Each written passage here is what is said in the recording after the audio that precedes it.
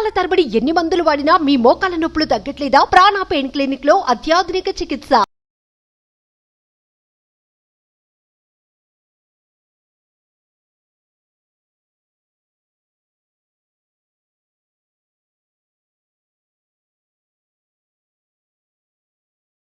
నమస్కారం అండి, డాక్టర్ శ్రీ ఆచార్య అనంతకృష్ణ స్వామి గారు. నమస్కారం. సో దానికన్నా ముందు చాలా మంది అడిగేది ఏంటంటే క్లాసెస్ ఎక్కడ స్టార్ట్ అవబోతున్నాయి, డేట్స్ ఏంటి అని అడిగే వాళ్ళు చాలా మంది ఉన్నారు. ఫస్ట్ క్లాస్ వివరాలు చెప్పండి సార్. ఓకేమ్మా, ఇప్పుడు మనకి 2024లో మనకి 29 సెప్టెంబర్ వచ్చి అనంతపురంలో ఉందమ్మా. అలాగే 6 అక్టోబర్ వచ్చి విజయవాడలో ఉంటుంది, 20 అక్టోబర్ వచ్చి హైదరాబాద్లో ఉంటుంది, 27 అక్టోబర్ వచ్చి మనకి బెంగళూరులో ఉంటుంది. ఓకే. అలాగే 3 నవంబర్ వచ్చేసి మనకు వైజాగ్లో ఉంటుంది, 10 నవంబర్ వచ్చి తిరుపతిలో ఉంటుంది, 1 డిసెంబర్ వచ్చి మనకి రాజమండ్రిలో ఉంటుంది. ఈ విధంగా వీలైనంత తొందరగా ఎన్రోల్ చేసుకోండి. క్లాసులు చాలా రష్గా ఉన్నాయి. ఆ నవరాత్రుల సందర్భంగా మనం కొద్దిగా అమ్మవారి గురించి మనం మాట్లాడుకుందాం. ఎందుకంటే నేను ఒక అమ్మవారి ఉపాసకుని కాబట్టి ఒక అమ్మవారి యొక్క కరుణ, దయ, జాలి ఇవన్నీ ఎలా ఉంటాయి మన మీద, అసలు అమ్మవారి స్వరూపం ఏంటి, అమ్మవారు ఏం చేస్తుంది, ఎందుకు చేస్తుంది, అసలు మన మీద కరుణ అనేది ఎలా చూపిస్తుంది, ఆ విషయంలో కొద్దిగా మనం అమ్మవారి గురించి చర్చించుకోవాలని నాకు ఈ సందర్భంగా అనిపించింది. గురుగారు మన సబ్జెక్ట్లో దేవుళ్ళు లేరు, పూజలు లేరు అన్నారు కదా, మళ్ళీ ఇదేంటి అని చెప్పేసి మీకు ఒక ఆలోచన రావచ్చు. దాన్ని నేను మీకు ఇక్కడ క్లియర్ చేస్తున్నాను. గతంలో కూడా నేను ఎన్నోసార్లు టీవీలో చెప్పడం జరిగింది. నేనేమన్నానంటే ఈ దేవుళ్ళు పూజలు సబ్జెక్టు వేరు, అలాగే ఈ యొక్క డబ్బు సంపద ఐశ్వర్యం అనే సబ్జెక్టు వేరు. ఈ డబ్బు సంపద ఐశ్వర్యం అనేది యూనివర్సల్ సబ్జెక్ట్. ఓకేనా? ఈ దేవుళ్ళు సబ్జెక్ట్ ఏదైతుందో మన సంస్కృతి సాంప్రదాయాలు ఏవైతున్నాయో దాని అనుసారంగా మనం చేస్తాం. ఇంతకుముందు కూడా చెప్పాను, ప్రతి సంవత్సరం నేను ఒక 3 కార్యక్రమాలు మా పీఠ సంప్రదాయం ప్రకారం చేస్తాను అని చెప్పాను. ఒకటి మనకి గురు పూర్ణిమ రోజు ఉత్సవాలు జరుపుతాము. ఒకటి 2 శివరాత్రి రోజు రుద్రాభిషేకం చేస్తాము.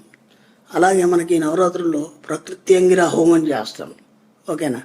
కాబట్టి మా పీఠ సంప్రదాయం ప్రకారం మా గురువుల ఆదేశానుసారం మేము చేసుకుంటున్నాం. ఎవరైనా పాల్గొనవచ్చు, ఎవరైనా రావచ్చు, దాంట్లో ఎలాంటి అభ్యంతరం లేదు. సబ్జెక్టు వేరు, సాంప్రదాయాలు వేరు. ఓకే. అష్టోత్తరంలో ఒక నామం ఉంది, జగత్ ప్రసూతి అయిన నమః. అంటే ఈ జగత్తుని అమ్మవారు ఎలా ప్రసవించిందంటే మన తల్లి మనని ఎలా ప్రసవించింది అలా ఈ జగత్తు కూడా ప్రసవించింది. కాబట్టి ప్రసవించినప్పుడు బాధ్యత అంతా తల్లిదే ఉంటుంది. కాబట్టి ఆ అమ్మవారి యొక్క కృపా కటాక్షాలు మన మీద ఎప్పుడూ ఉంటాయి. ఎందుకంటే ఆ తల్లిని ఎవడు మరవలేడు ఈ జీవితంలో ఇంకెలాంటి సంఘటనలు వచ్చినా ఏమొచ్చినా సరే తల్లిని మరవలేడు.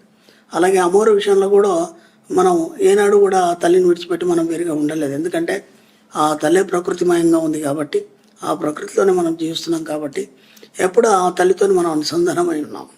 ఆ తల్లి మన దగ్గర ఏ విధంగా ఆవిర్భవించింది, ఏ విధంగా మనతో ఉందనేది మనం ఒక చిన్న కథ ద్వారా తెలుసుకుందాం. ఓకే. ఒక రాక్షసుడు వరం పొందాడు.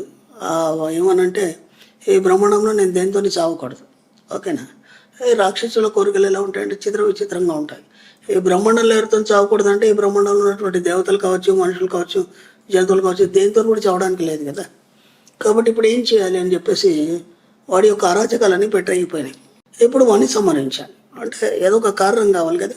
అమ్మవారు రావడానికి కానీ, లేకపోతే ఒక శక్తి రావడానికి కానీ, ఒక అనంతమైన ఎనర్జీ మన దగ్గరికి రావడానికి కానీ ఏదో ఒక కారణం కావాలి. కాబట్టి ఆ కారణం మనకు రాక్షసుడు అయినాడు కాబట్టి వాడికి ఒకసారి కృతజ్ఞతలు చెప్తాం. కాబట్టి ఈ దేవతలందరూ కలిసి ఏం చేశారంటే పక్క బ్రహ్మాండం నుంచి అండపిండ ఈ బ్రహ్మాండంలో దేనితో చావద్దు అన్నాడు. కాబట్టి మనకు అండపిండ బ్రహ్మాండాలు చాలా ఉన్నాయి, అంటే చాలా గెలాక్సీలు ఉన్నాయి. దాంట్లో మనది ఒక బ్రహ్మాండం.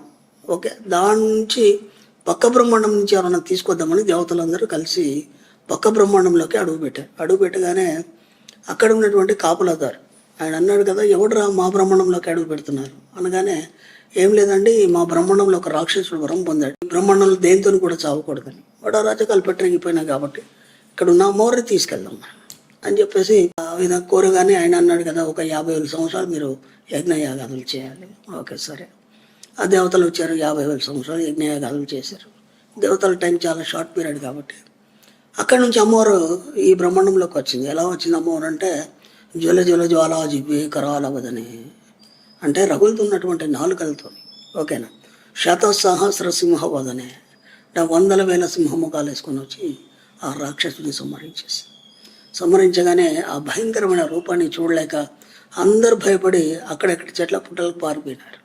కానీ యోగులు, మునులు, ఋషులు వాళ్ళు ఏం చేశారంటే నిల్చొని అమ్మవారిని స్తుతించారమ్మా, ఈ రూపాన్ని మేము చూడలేకపోతున్నాం, కాబట్టి మీరు లలిత మనోహరంగా కనిపించండి, అంత అందమైన స్త్రీ రూపంలో మీరు కనిపించండి అనగానే అమ్మవారు ఆ యొక్క శాంత రూపాన్ని ధరించి, అంటే ఉగ్ర రూపం మనకు ప్రత్యంగిర, అలాగే శాంత రూపం మనకు లలిత. ప్రత్యంగిర ఎందుకన్నామంటే అమ్మవారు పరబ్రహ్మాండం నుంచి వచ్చింది, అలాగే ఆ యొక్క తంత్రాన్ని మనకు అంగీరస మహర్షి రాశారు కాబట్టి మనం ప్రత్యంగిరాదేవి అన్నాం. కాబట్టి ఉగ్రరూపం ప్రత్యంగిర, సాత్విక రూపం లలిత.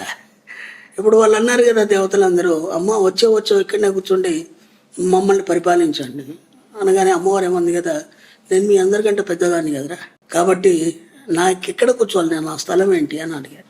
అందరు అన్నారు కదమ్మా, మా మధ్య శ్రీచక్ర మధ్య బిందు రూపైన సంస్థ, శ్రీచక్రం మధ్యలో బిందు ఉందమ్మా, దానిపైన కూర్చోండి.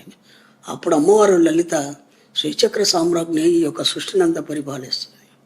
మీకు ఇక్కడ ఏమర్థమైంది, అమ్మవారు జగత్ప్రసూతి అయిన మహా అని ఒక నామం ఉందని చెప్పాను కదా, కాబట్టి అమ్మవారు మనని మన తల్లి ఎలా కనిందో అలా కనింది, జగత్ప్రసూతి జగత్ మొత్తాన్ని కనింది, కాబట్టి దాంట్లో మనం ఉన్నాం. కాబట్టి ఇక్కడ దేవతల పరాయి వాళ్ళు అయ్యారు, మనం అమ్మవారికి సొంత బిడ్డలమయ్యాము.